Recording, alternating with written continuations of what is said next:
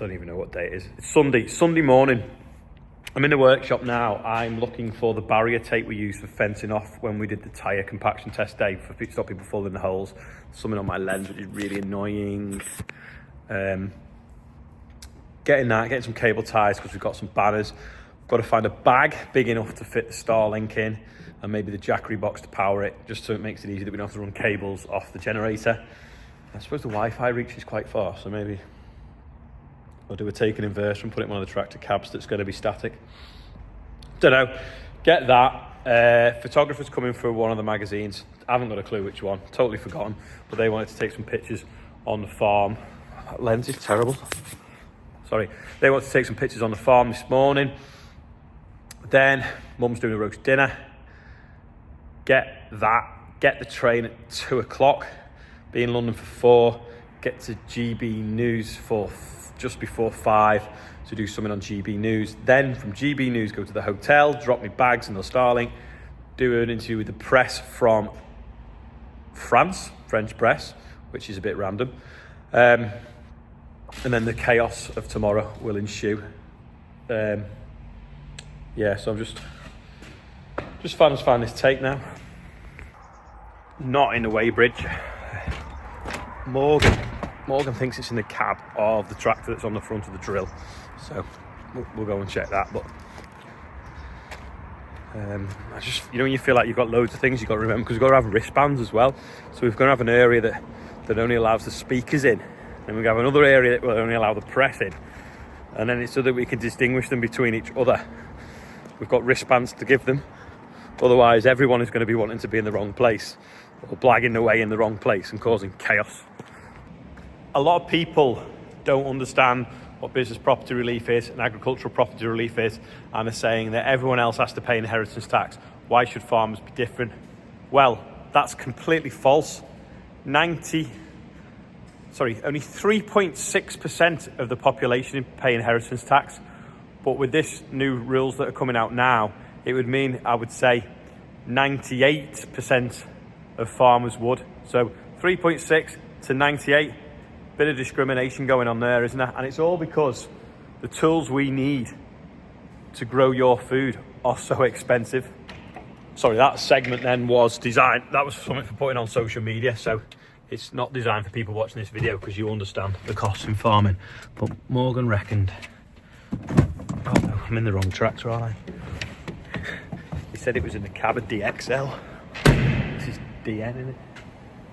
This is Dawn, DWN. I'll go and look at the other one. You see it was a bit wet the other day when he did a bit more drilling. See where it's thrown the mud up onto the platform. And the discs all look a little bit sticky.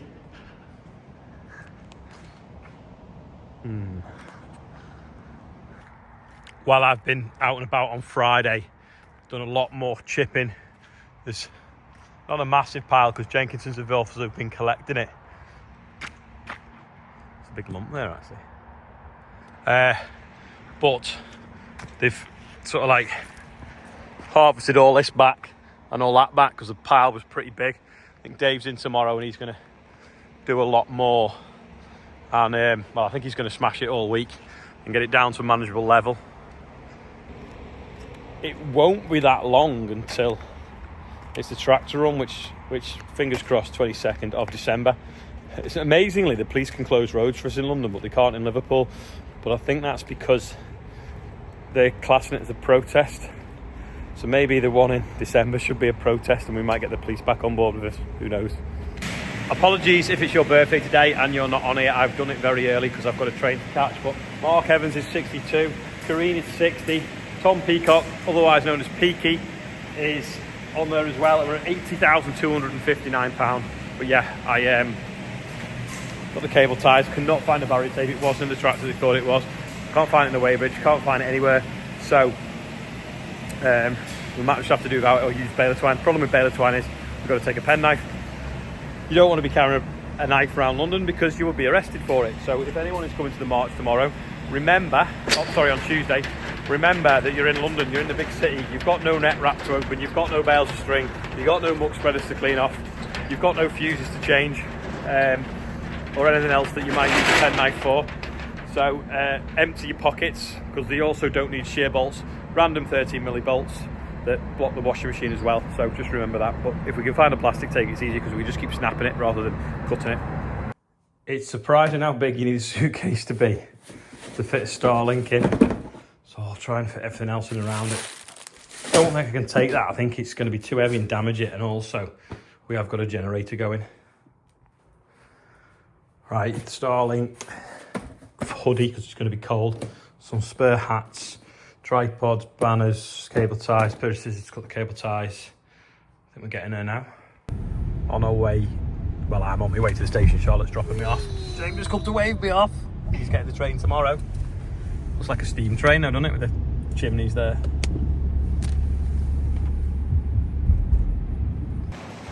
Charlotte and James just dropped me off at the train station, but we got tears because he thought he was going on the train, and I've walked off and he hasn't, so hopefully he'll get over it. But yeah, Euston now, we'll be there in 2 and a bit hours, straight across to near Paddington to GB News. I think Martin will be there by that point as well. He's driving in.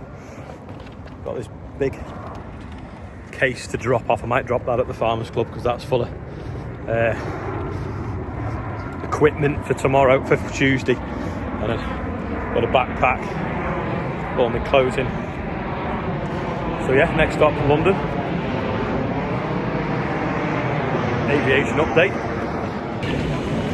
Now in London, I've written a speech. Don't normally write speeches, but since I've got a lot of points to remember on Tuesday, I've written one. So a quick dash across town now to GB News offices. Just done the interview in there, they're now reading the news now. There's my driver. It takes you an hour and a half to get here. Took you longer than that, because when did you leave Hereford? 1 o'clock? Oh, yeah, 1 o'clock. It's now what, 7? 6? 6, yeah. Take me an hour and a half to do the last 5 miles. And it's 5 hours in total. 5 hours in total, yeah. Oh, anyway, we'll stick this stuff in the bag. Now parking in Shepherd's Bush, I'm going to get the tube to the hotel. The dirtiest car in the car park is Martin's. A true Chelsea tractor. Or not a true Chelsea tractor. Can't think it's Shepherd's Bush without thinking of Only Fools and Horses. We just said that was a Chelsea tractor because it was clean, but apparently they live in Dorset. Just dropped the IT kit off at the Farmers Club. Wardy's sticking in his room. Now we're going to go meet a French reporter in my hotel. Anyway, here's the GB News bit. Well, Sir Keir Starmer was accused of running out of the back door like a rat to avoid angry farmers protesting outside the Welsh Labour conference yesterday. Gareth Wyn-Jones said that on my show over the controversial changes to inheritance tax on farms. And farmers are continuing to voice their anger, and many have threatened to go on strike, cutting off Britain's domestic food supply. Well, joining me now is farmer Ollie Harrison. Ollie, thank you very much for coming in. Appreciate that. So, OK, Rachel Reeves, they said that they weren't going to tax working people, so obviously inheritance tax is a tax on the dead. So for that, we can technically, yeah. we can give them credit for not doing that. But it will affect working people, farmers like you. Talk to me about why this is a bad idea. Yes, so basically, I'll put it in simple terms. 96% of the population doesn't pay inheritance tax, but because farmers have quite a high asset value, which we never see, it's never liquefied, it's just in land, buildings and machinery, that probably 100% of farmers, or at least 98% of them, will get hit with inheritance tax. So if you're a new farmer because you've just lost a parent, the taxman's going to be going, oh, here's a bill, and don't worry, you've got 10 years to pay. But how that money every 10 years is 3 times more than we earn each year. And on that way, and we've got to pay ourselves a wage and eat. But Rachel said that 1 million actually is initial for a family farm, and then then for a family farm, sorry, it's 3 million. So you've got a leeway of 1 million or 3 million before the inheritance tax kicks in at 20%, so half the rate. Yeah, so that's only if you're coupled. You're a couple and you die in the right order, and the land is all owned by the right people at the right time. But of course, that never happens, and people don't die in the right order. Even so, the cost of machinery nowadays, even cows, sheep, all that has to be costed in. So you've got what's called APR and you've got what's called BPR. The APR is what the farmhouse and some of the farmland would fall under. But the BPR is all your machinery, all your animals, and anything else that might be on the farm, all your growing crops, all your fertiliser and all your inputs. Well, pretty much every farm will be paying BPR on top of the APR. Right. So the 3 million is just not, it's just far too low. But that's if you can get the full 3. Most people will only be able to get the 2. And I know 2 million sounds like a lot of money, but these farms have never been on the market. It's never been liquid. You know, mine's the 4th generation. It's just been passed down and passed down and passed down. And I like to just keep passing it down so that my children can farm how I've farmed. But what could be the motive for this? I know it's supposedly to close a tax loophole, but the devastation will be will have sort of quite far-reaching consequences. And apparently, she's only going to raise 500 million, and you can never work out how much you're actually going to raise because you don't know when people are going to die.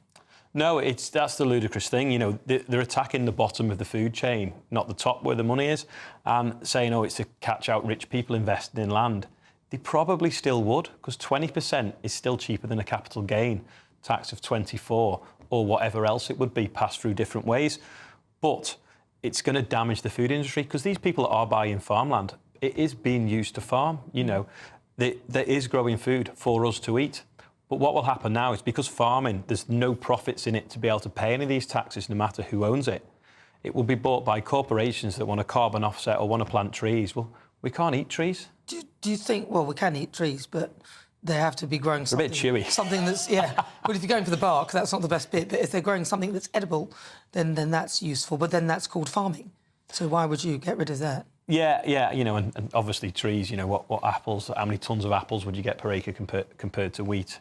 You know, and that's fresh as well, so that has to be stored, whereas growing wheat, we can store it indefinitely. You know, there's lots of things just not been thought out, and I think they just thought, oh, well, they look wealthy to us, so we'll just add a line in and do you think that's where they've gone with it? It doesn't really make any sense to me, and a lot of people are saying that it doesn't make sense to them. What should Rachel be doing then if she wants to catch these wealthy people who are buying land to try and use the loophole? Well, either raise the bar from 1 million to, say, 10, or just say, well, hold on a second, if we want to catch these out, let's put more stamp duty on people buying extra, or say if your principal income is not derived from agriculture, you would pay inheritance tax at a different rate. Well, how much is your farm worth if you were to just add up the land? I've got quite a few mortgages at the moment, and I've bought different land, paid for through diversification, I may add, not through farming. I'm losing money the last few years farming, but different diversifications, whether it's my YouTube channel and stuff like that. But if all the debt was paid off, it'd probably be worth around 10 million. Wow. But that is because some of it's urban fringe. It's not. What does that mean? You know, one day they might need it for housing, so it has what you'd call hope value, or it's good roadwork connections and stuff. So in order to meet the requirements, your family would probably need to sell stuff to pay. Oh yeah, and I've, you know, my dad's not very well at the moment. He's 74. You know, this could hit us straight away, but he now feels like a burden because if he lives past March 26, I'll end up with a tax bill. Equally, when I pass it down, all what I'm doing, all what I'm investing, when you think one day someone's going to want another 20% out of your children for it, it's such a cruel tax. Is there any way of getting around it with your value of land and everything? Not really, no. They've kind of they've closed every door. You know, they've really stitched us up, definitely. And it's just criminal because who's going to grow the food if we all think there's more to life than stressing about the weather and trying to make a living? We'll just sell up and probably go somewhere where farms are appreciated, whether that's New Zealand, Australia, America, whichever. Lovely place, that, isn't it? Beautiful. A little bit better weather as well. I don't know whether I think they don't have inheritance tax there. I'm trying to think. No, I don't know the rules there, but I don't think they do. No, there's a couple of countries there. It seems a bit of a crazy, mad tax. Anyway, I don't agree with inheritance tax. I don't think you should have to do it. And seeing as such a small proportion of people pay it, but for farmers, it will be a large proportion, as you said, nearly 100% of them. Rachel said that wouldn't be 100% though. That's where she's got her sums wrong, because that's the clever bit with the BPR. They've just looked at APR, which is agricultural property relief. Right. But of course, most farms, a lot of it is working business assets as well. So you're saying that not only the land, but also the assets will be included in the inheritance tax valuation? Yeah. So for instance, if you've got a fleet of trucks and you're a haulier that come to over £1 million, you'll be paying tax on 20%. If you've got a hotel that might be generations old, it'll have a high value because it's, you know, they're generally either on a high street in a nice location or a beautiful spot. You know, chop 20% of the rooms off to pay the tax bill. The margins aren't there in other industries, but certainly not in farming. I mean, the latest DEFRA figures are out now. We roughly might get 0.5% return if we have a good year. The DEFRA figures are half that, so 0.2, would that be? 0.25%? And they think that it's acceptable to pay 20%. And even over 10 years, you're still in the red. Well, in a £10 million farm, what is that? Is that? It's 2 million quid. But, so that divided by 10 is, how much is that a year? 200,000. And when you're only going to make 40. But that 200,000, to raise 200,000, you've got to sell 30% because you've got to pay capital gains as well on what you've sold. It's just absolutely bonkers. Yeah. It's just like a rolling spiral of having to pay more and more tax until you've actually got nothing left. Yeah, and well, that's it. You know, so every 30, 40 years, when the generation changes, you're chopping 25, 30% off a farm. It's very quickly got nothing left. And I feel like they've got the fingers in their ears going blah, blah, blah, not listening to us. Well, I think Keir Starmer's probably scared of the U-turn because he was known as Captain Flip-Flop. But unfortunately... now's not the time to be stubborn because people have got to eat. What about, so on Tuesday, will you be coming to central London? Yeah. So there's 5 farmers that have kind of arranged what we'd call a focal point and a rally at Richmond Terrace, which is, funnily enough, opposite Downing Street on Whitehall, and we're going to be doing a food bank donation just to remind the public that we grow food, we are food producers, you know, not just landowners, shall we say. And then we're going to be marching down Whitehall, round Parliament Square, and the procession's going to be led by children on pedal tractors because, you know, they're the future. That's why we do it. Well, Ollie, stay with me because we every day we like to run a poll, and this was our poll of the day here on GB News. And today I asked, should the Prime Minister now meet with farmers at Tuesday's protest? And the final results in Ollie, what do you think they've put there? Give us a guess. Well, I think that the public will want him there, but I don't think he will. We've asked him. 99% say yes, 1% say no. So there you have it. Listen, Ollie, really good to talk to you. Ollie Harrison, he's got a farm, he's a farmer. We wish you all the best. I hope the government do have a rethink about this one and give their heads a wobble, because this isn't, I don't think this makes sense at all. No, thank you. But we wish you all the best with that. I think, as you can see, the public are behind you. Everyone's checking in. That's all for today. Hope you enjoyed it. More tomorrow.